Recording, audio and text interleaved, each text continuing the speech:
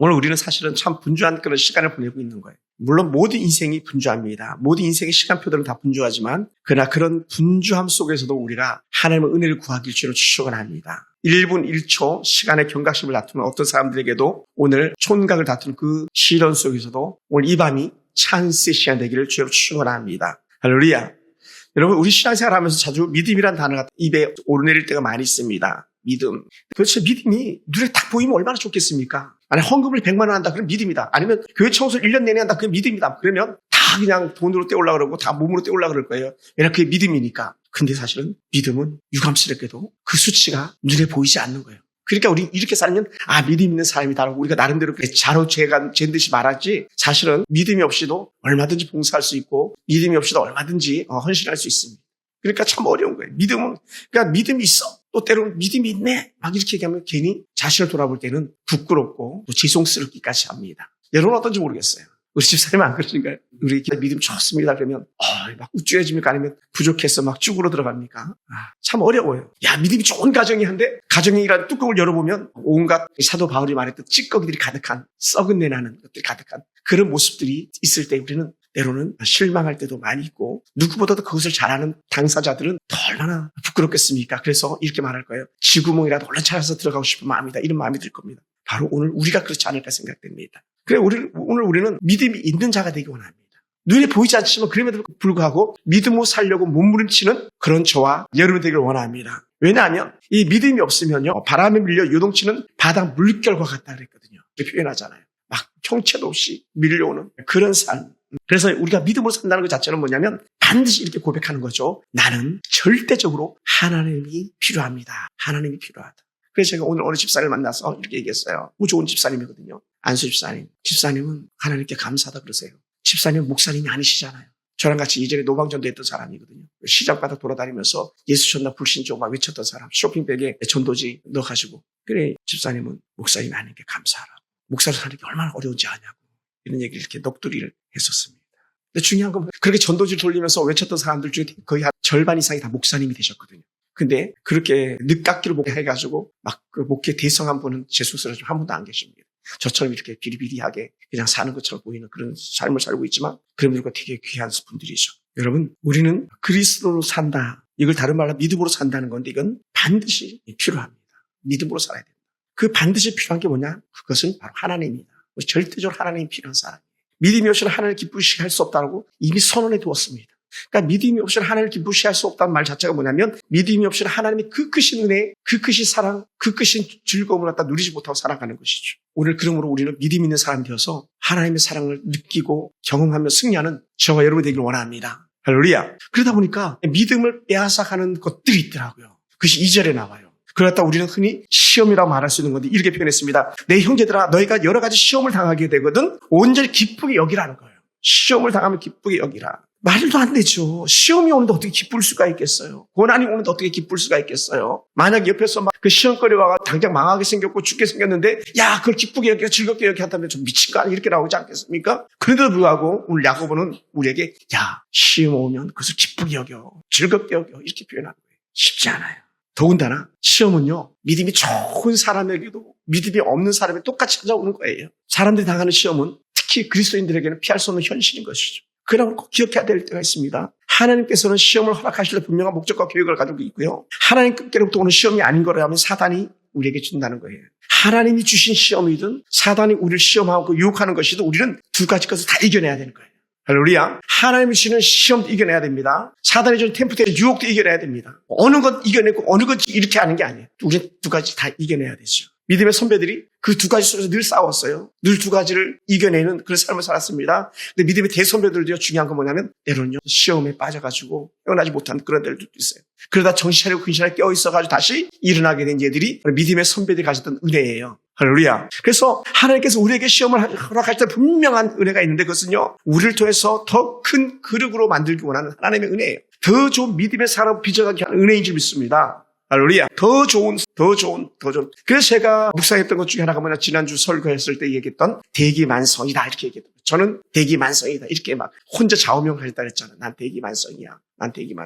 지금은 형편없고 보잘것없어 보여도 서서히 이 시험과 고난을 딛고 나는 더 좋은 그리스도로 자랄 거다라고 하는 그런 영적 그런 확신 속에서 저의 미래를 맡겨보는 거죠. 여러분, 제가요 무거운 걸 잘 못 들어요. 80에도 제가 여동생 되신다 그랬잖아요. 왜 그런지 아세요? 왜 나는 힘이 없을까요? 이유는 단 하나예요. 무거운 걸 들어보질 않은 거예요. 무거운 걸 자꾸 들어보면 무거운 것처럼 근력이 생겨나는 거예요. 에너지가 생겨나는 거예요.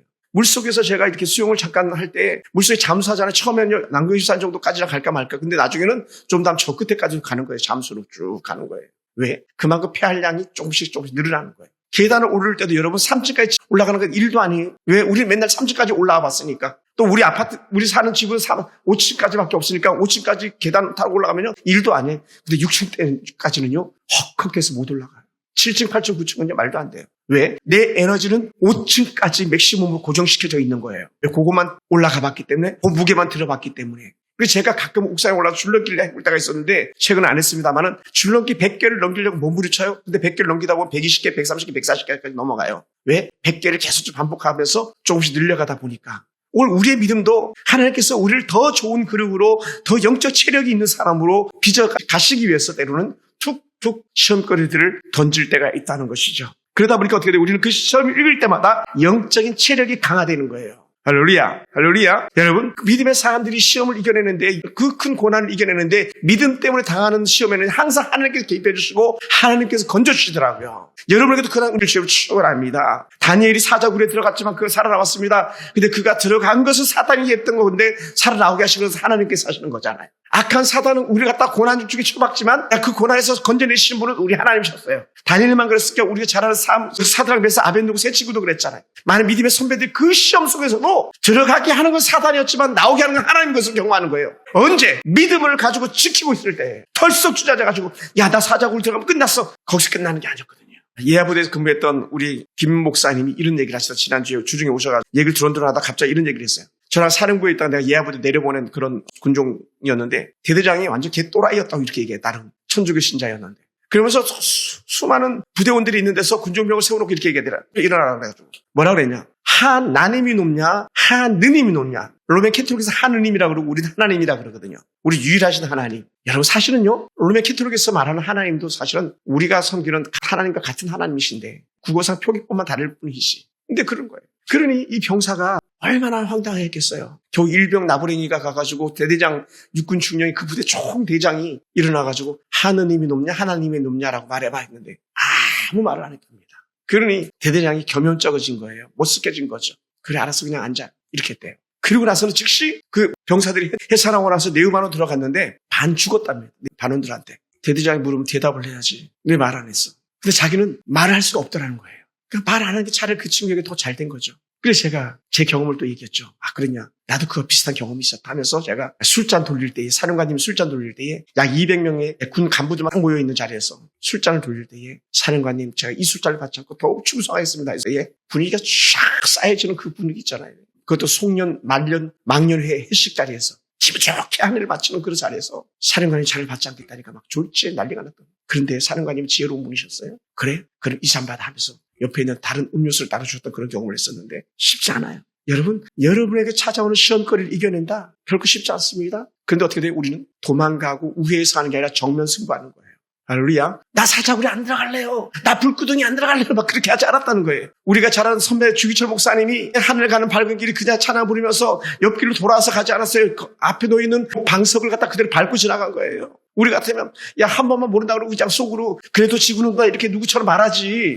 꼬집꼬집 뿌려가지고 그렇게 죽냐. 아니 이렇게 말할 수도 있었겠지만 그러나 그렇지 않다는 거예요. 할렐루야. 여러분 그러다 보니까 제 베드로가 이렇게 막 생각 떠오르는 거예요. 베드로는요 그렇게 비겁하고 겁쟁이고 도망다니고 배신자 같았었는데 그가 진짜 믿음이 있으니까 어떻게 돼요? 예수님과 같은 고난을 당할 수가 없다 해서 십자가 거꾸로 죽는 그 고난을 자체했잖아요. 베드로야 너가 로마 안 가면 내가 가. 예수님이 나타나셔서 말씀하실 때에 내가 그럼 로마로 들어가겠습니다 해가지고 로마에서 십자가 거꾸로 달려 죽었다라고 하는 설화가 전해지고 있잖아. 그게 뭡니까? 믿음이었다는 거예요. 믿음. 큰 시련인데 그 큰 시련이 더 큰 믿음의 징표가 된 거예요. 할렐루야. 놀라운 거예요 이건요. 우리가 시험거리를 만날 때 기쁘게 여겨야 될 이유가 있다면 악한 사단의 영적 도전이기 때문에 그렇습니다. 여러분, 그리스도인들은 경건하게 하나님 뜻을 쫓아 살려고 하면 할수록 더 큰 고난이 찾아오는 것이죠. 사도 바울은 대놓고 선언을 해버렸어요. 어떻게 했냐? 디모데후서 3장 12절에 보면요, 그리스도 예수 안에서 경건하게 살고자 하는 자는 박해를 받을 것이다. 다른 말로 고통을 받을 거야. 너 그래도 예수 믿겠어? 막 이렇게 물어보는 게 쉽게 얘기하면. 그런데 어떻게 돼? 믿음의 사람들은 담대하게 그 길을 가는 거죠. 물론 다 그런 건 아니에요. 중간에 그만둔 나고자들도 있어요. 아직 안 박해가 두려워서 아니라는 거예요. 우리가 잘 아는 온전한 그리스도인, 온전한 하나님의 사람, 욥 같은 사람, 구약에 나오는 욥기에 욥 많은 사람, 우스당에 너가 욥 같은 사람 본 적 있어? 본 적 있으면 나와. 그러잖아요. 그럴 때 사단이 딱 유일하게 사단이 나와가지고 어떻게 합니까? 하나님이 너무 잘해주시니까 욥이 저런 거죠. 하나님께서 욥에게 먹고 살만하게 해주시니까 그런 거죠 하면서 욥을 갖다가 깎아내리기 시작하는 거죠. 하나님은 욥을 어떻게 평가했습니까? 욥기서 2장 3절에 보면요, 내가 내 종 욥을 주야에 보았느냐? 그와 같이 온전하고 정직하여 하나님을 경외하며 악에서 떠난 자가 세상에 없느니라. 하나님을 경외하며 악에서 떠난 자가 세상에 없다. 그런데 여기에 우리가 또다시 이렇게 우리는 는하고 이렇게도 표현할 수 있을 것 같아요. 세상에서 하나님 제일 잘 믿었다가 세상에서 가장 큰 고통을 당했던 사람, 이렇게 할 수 있을 것 같아요. 성경 어디를 뒤져봐도요, 욥만한 고난을 당한 사람이 없거든요. 우린 열아들 안 잃어봤잖아요. 아들 하나만 잃어도 우리 하늘이라 무너지는 줄 알잖아요. 내가 정말 당하는 조금만한 질병만 있으면 내가 막 당장 죽을 것 같이 여겨져가지고 우리는 막 입이 튀어나오잖아요. 하나님 도대체 나한테 왜 그러시냐고 막 그러잖아요. 여러분 생각해보면 열아들 다 잃었잖아요. 열아들 딸 다 잃었잖아요. 아들, 딸 10명 다 잃었잖아. 그것도 일순간에. 그것도 압사. 지붕이 무너가지고 파티하다 지붕이 무너져 한 날 한시에 다 죽은 거 아닙니까? 그래서 여기 할 말이 얼마나 하나님 나한테 왜 그러세요? 물론 그 앞에는 재산 다 뺏겼습니다. 종들 다 죽어나갔습니다. 그리고는 아들, 딸 살고 나서 그다음부터 자신의 육체를 치는 그 고통 속에 있었어요. 누가 그랬겠습니까? 사단이 그렇게 했잖아요. 하나님이 허락하심 속에서. 그런데도 불구하고 그는 하나님을 부인하지 않았다는 거예요. 우리 같으면 내 믿음 생활은 여기까지야. 그리고 세상으로 나갈 텐데. 우리 교회 그런 사람들 많이 있잖아요. 목사님 우리 딸만 살려주면 내가 목사님 충성해서 교회 잘 다니겠으면 했더니 딸 건져주니까 그냥 딴 데로 가버려가지고 아예 신앙생활 안 하는 그런 사람도 계시거든요. 딸이 힘들 때 그렇게 저한테 막 붙잡고 물고 늘어지더니 우리는 그러니까 참 부족한 거예요. 먹고 살만하면 내 하나님이 어디 있느냐? 나는 내대로 살겠다. 그렇게 고백할 때가 얼마나 많이 있습니까? 여러분 왜 그렇습니까? 사단은 그리스도인들을 시기 질투하는 거예요. 그리고 그리스도인들이 온전해지면 온전해질수록 어떻게 돼요? 천국문은 점점 좀 넓어지고 지옥문은 점점 좁아지는 거예요. 그러니 어떻게 돼요? 지옥문을 넓히기 위해서 사단은 그리스도인들을 넘어뜨리려고 애쓰는 거죠. 하나님을 잘 믿는 모습을요 보기 싫어하는 것이 사단입니다. 그래서 온전한 그리스도를 보면 사단은 일을 가는 거죠. 일을 가는. 그래서 교회 안에서도 믿음 좋은 사람 보면 막 어떤 사람들 막 시험거리 던져가지고 막 얼마나 많이 힘들게 했었습니까? 예전에 우리 김용현 권사 같은 분은 얼마나 많이 고난을 당했습니까? 성가대에 총무하면서 대장하면서 얼마나 힘들었는지 몰라요. 가만히 안 내버려요. 올려놓고는 가만히 안. 그리고 결국 나가 떨어지고 막 했잖아요. 그러니까 어떻게 성가대 자취도 감춰져 버렸잖아요. 사단이 그렇게 하는 건데 이겨내지 못한 거죠. 그걸 이겨내야 되는데 그걸 이겨내지 못한 거예요. 시험거리가 오니까 그걸 이겨내야 되는데 난 여기까지 괜히 비싼 성경책만 한 거 사주고 그냥 떠나버리셨어. 아깝게. 그러니까 믿음으로 사는 사람은요, 또 온전한 가정은요, 사단이 온갖 수단과 방법 다 동원해서 무너뜨리려고 애쓴다는 거예요. 그걸 누가 잘 알아요? 야고보가 잘 알고 있는 거예요. 그러니까 우리가 온전해지면 온전해질수록 더 악한 사단의 표적이 될 수 있습니다. 사단의 공격거리가 될 수 있습니다. 그런다고 해서 우리가 믿음을 저버렸어야 되겠느냐? 그럴 수 없는 자라는 거예요. 한번 따라해서 그럴 수 없습니다. 시험이 오면 올수록 더 하나님을 바라보겠습니다. 아멘. 더 하나님을 바라보는 거예요. 또한 왜 하나님께서 우리에게 그런 시험거리를 주냐? 우리에게 영적 성장을 주시기 위함이 있는 거거든요. 자람이라고 해서 잘하게 하기 위해서. 만약에 시험거리가 없고 징계가 없으면요. 우리 뭐라고 말합니까? 히브리서 기자는 사생자라고 얘기해. 너 본 자식 아니야. 예를 들어서 죽어온 자식이야. 이렇게 하는 거죠. 그래서 히브리서 12장에서 말씀했거든요. 징계가 없으면 사생자다. 친아들이 아니다. 얼마나 우리가 그러니까요. 그리스도인으로서 예수 잘 믿는데도 고난을 났다. 그러면 우리는 이렇게 말해야 돼. 하나님 자녀 맞네. 막 이렇게 해야 돼. 한번 합시다. 이렇게 손 들어봐요. 나 하나님 자녀 맞네. 아멘. 하나님 자녀인 거야. 하나님 자녀 아니면요. 흔들지 않아요. 하나님의 자녀 아니면요. 시험거리도 없어요. 왜? 마귀는 관심 바뀌지. 어차피 지옥으로 들어갈 거니까. 하나님의 자녀니까 하나님 시험거리 좋아가지고 이겨내게 하고 견뎌내게 하신 건 하나님인 줄 믿으시기 바랍니다. 할렐루야. 그래서 하나님은 우리를 사랑하시기 때문에 때로는 징계를 통해서 우리 영적 성장을 거듭나게 합니다. 때로는 막대기를 들어가지고 우리 치심으로 우리 영적 성장을 이루는 그런 하나님이신 줄 믿습니다. 그리고는 그 큰 고통을 통해서 우리는 하나님께 더 가까이 나가게 하시는 그런 하나님이시라는 것이죠. 할렐루야. 그러고 사랑하는 성도 여러분, 우리가 내 속에 큰 고통이 찾아올 때, 시련이 찾아올 때 이렇게 말하는 거예요.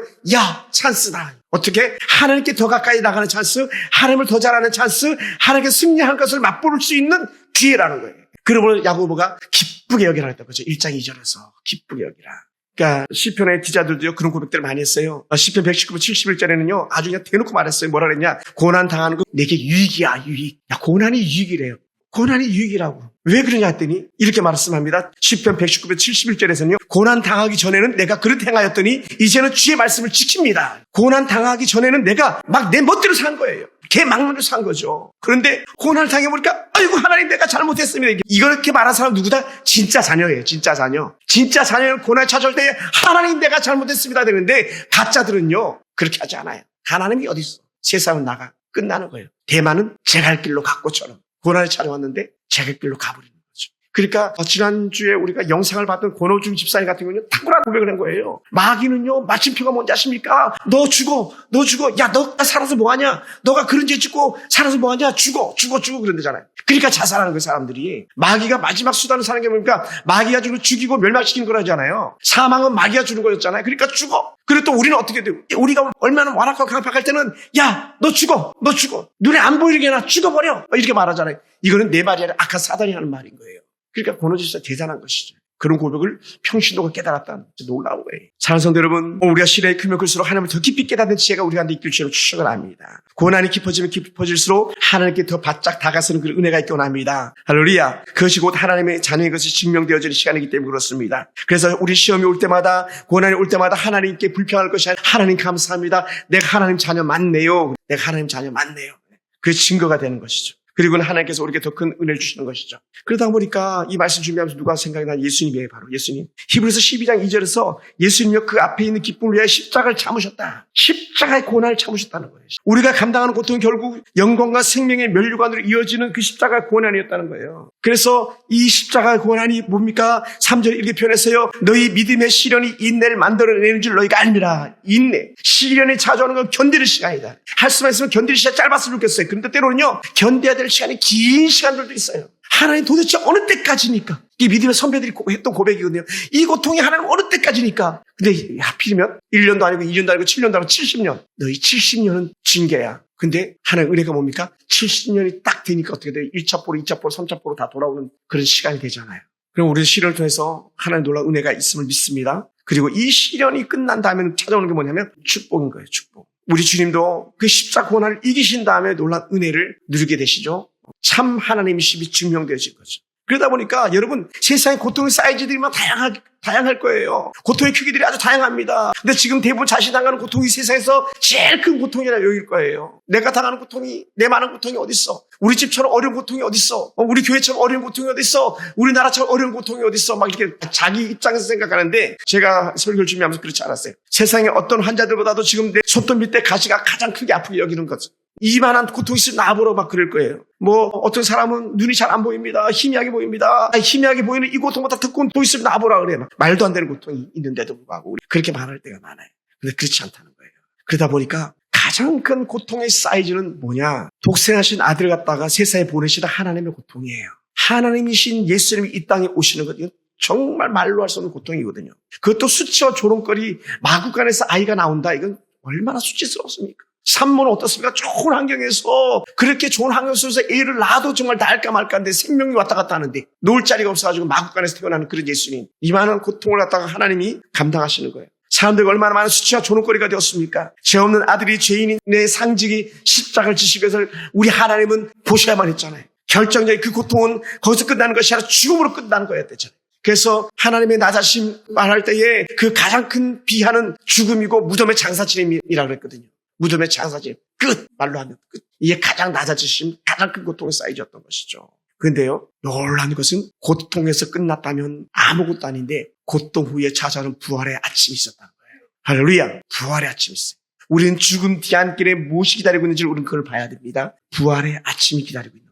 그러다 보니까 히브리서 기자는 너무나도 잘 알았던 것 같아요. 이렇게 말합니다. 히브리서 12장 2절에서 뭐라 표현했냐면 믿음의 주요 온전하게 하신 예수를 바라보자. 그는 그 앞에 기쁨을 위하여 십자가를 참으사 부끄러움을 개의치 아니하시더니 하나님 보좌 우편에 앉으셨느니라. 근데 왜 이 히브리서 기자가 이 말을 해야 했냐면 히브리서 11장에는 믿음의 선진들이 당했던 고통을 아주 많이 열거해놨거든요. 어떤 사람 토막 체험을 당하면 막 이렇게 나오잖아요. 그런데 그 고통스러웠는데도 불구하고 그들은 그것을 참았다. 또 누구도 참았냐? 예수님도 참았다. 이렇게 얘기하면서 우리도 참아라 이렇게 말하는 거예요. 한번 따라하면서 참읍시다. 끝까지 인내합시다. 아멘. 할렐루야. 왜냐하면 그 큰 인내 이후에 찾아오는 게 보좌 우편에 앉으신 예수님처럼 우리에게는 영생의 면류관이 기다리고 있는 것이죠. 그래서 시험을 참는 자 복이 있다. 시험을 견딘 자가 복이 있다. 주께서 자기를 사랑하는 자에게 약속한 생명 면류관을 얻을 것이라고 야고보서 1장 12절에서 결론적으로 이렇게 말하고 있습니다. 그러므로 우리가 시험 당하면 당할수록 영생의 기쁨이 우리 가운데 있는 줄 믿으시기 바랍니다. 할렐루야.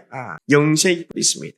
그리고 우리가 칭찬과 존귀함을 얻습니다. 그리고 그 모든 시험을 통해서 결국은 정말 고통당하는 사람들에게 미안한 말이기도 하지만 그럼에도 불구하고 우리가 또다시 할 수 있는 말이 뭐냐면 그거 분명히 하나님의 선을 이룰 거야. 하나님의 선을 이룰 거야. 지금 당하는 고통이 너가 만약 진짜 하나님의 자녀면 반드시 선을 이룰 거야. 그것이 뭡니까? 우리가 아주 쉽게 암송하는 파리파리예요. 파리팔. 8.18은 독이 아니고 8.28은 선을 이루신 하나님. 이렇게 말씀합니다. 우리가 알거니와 하나님을 사랑하는 자 곧 그의 뜻대로 부르심을 입은 자들에게는 모든 것이 합력하여 선을 이루느니라. 로마서 8장 28절. 우리 막 수도 없이 이 말을 마음에 새겨야 되는 거예요. 하나님께 선을 이루실 거야. 막 도망가고 싶고 죽고 싶고 살기 싫어 막 이럴 때에 아니야 그럼에도 불구하고 이 고통을 통해서 하나님의 선을 이루실 거야. 하나님이 선을 이루실 거야. 하나님이 하실 거야. 그리고는 구약의 이사야 선지자는 그런 고통 속에 이렇게 고백했어요. 하나님께서 내게 이 큰 고통을 더하신 것은 내게 평안함을 주기 위함이다라고 했어요. 이 히스기야 역사 속에 나오는 건데 이사야서 38장 17절에서요. 내게 큰 고통을 더하신 것은 평안을 주라 하시니라. 하나님 나 살려주세요 했던 히스기야의 고백인 거죠. 죽음을 앞두고 있던 너 끝났어. 너 집 정리해. 너 후계자 세우고 재산 어떻게 할 건 다 얘기하고 내가 데려갈 거니까 준비했을 때에 그 간절히 기도했던 고백 중에 하나. 내게 평안함을 주기 위하십니다. 할렐루야. 여러분, 그럼 우리요 당당하게 이 고난을 맞서 싸우시기 바랍니다. 왜냐하면 그 어려운 고통 속에 있는 우리 갖다가 하나님은 건지실 것이기 때문에 그렇습니다. 저도 그렇고요. 여러분도 그렇고요. 기쁨의 한 소식이 있다면 우리가 그렇게 기도했던 성남의 모교회, 성남 성광교회 박동규 목사님 지금은 이제 교회 문밖 출입도 안 하고 계신데 계속적으로 그저께도 이렇게 합의를 또 이뤘고요. 이사갈 자금도 일부를 받았고 그리고 새롭게 이사갈 건물도 샀다고 해요.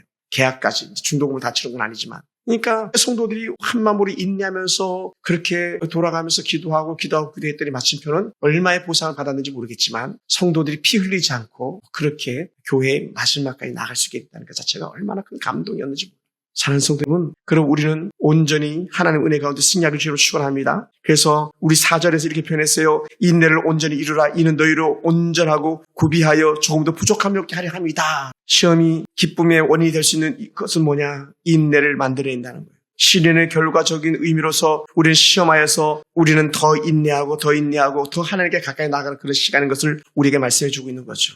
그러니까 인내는요. 히브리적 아니 헬레어적 표현으로 어떻게 되냐면 믿음의 표준이라는 표준. 믿음의 표준. 야, 금이 깨끗하게 정제된 것처럼 너희의 인내는 더 깨끗하게 정제되어지는 거야. 어떻게? 더 온전히 그리스도인으로서 더 좋은 그리스도인으로서 온전히 나가는 거죠. 그럼 어떻게 중도에 포기하지 말고 끝까지 이루라는 거예요. 온전히 이루라가 끝까지 포기하지 않는 거예요. 끝까지. 부모가 자식을 끝까지 포기하지 않는 것처럼 아버지 하나님께서 우리를 끝까지 포기하지 않는 것처럼 여러분 스스로 여러분 자신을 여러분의 어떤 시련 속에 끝까지 자신을 포기하지 않고 인내하며 나가야 될 줄 믿습니다. 할렐루야. 할렐루야. 오늘 우리 속에 그런 은혜가 있기를 합니다. 그래서 우리가 어떻게 해야 되겠는가? 우리 영적 성장, 믿음의 성장, 시련을 이기기 위해서는 우리가 어떻게 해야 되겠는가? 아주 간단합니다. 뭐냐? 1장 5절이에요. 한번 읽어볼까요? 우리 야고보서 1장 5절 너희 중에 시작 너희 중에 누구든지 지혜가 부족하거든 모든 사람에게 후히 주시고 꾸짖지 아니하시는 하나님께 구하라 그리하면 주시리라.